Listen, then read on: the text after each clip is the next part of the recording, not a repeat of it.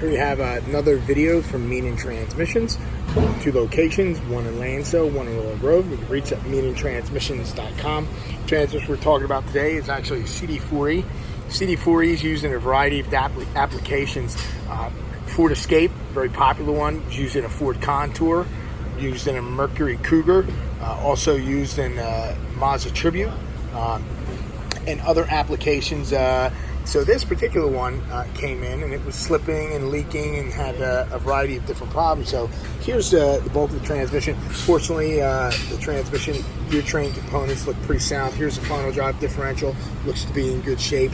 Very common problem for this transmission actually is due to an overpressure issue that occurs in the valve body because of the regulator board wearing.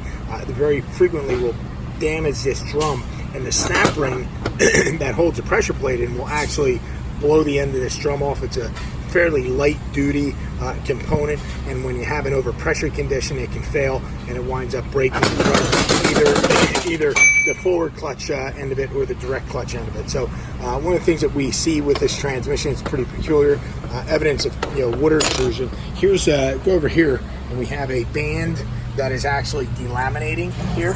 Okay, so the band was coming apart, delaminating, had a ton of corrosion on the transmission. Show you what, there's an example of what the seal looked like. But here's the here's the pump assembly. So the odd thing is, from a corrosion perspective, here's what we see. This is a piston, that's the internal piston, and we see corrosion even on the inside of the transmission. So this is a piston that's housed inside the transmission, should not be exposed to any water. But obviously we had something that was almost like acidic. This looks like the corrosion that would happen with salt water on aluminum. We can see that all of the pistons have the same sort of characteristics. Here's the rubber seals and where they go, and all the aluminum ringlands are all damaged. So we're going to check to see what we can do with these. May need to replace these pistons, but just a very unusual situation that I have not seen in the past with any transmission for that matter.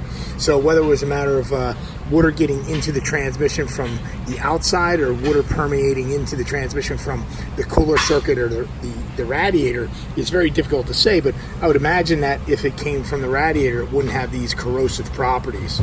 So going to go through this transmission, rebuild it. Obviously we're going to have these pistons that we're going to want to replace, going to replace the clutches, also going to address the valve body, the control center of the transmission. Here's the valve body. These valve bodies do have some problems. Fortunately, there are some updates and some modifications that you can perform to these valve bodies to alleviate some pressure control conditions, lockup control conditions that can lead to the premature failure of the transmission. So even with the parts required, should be able to save a substantial amount of money compared to a remanufactured transmission.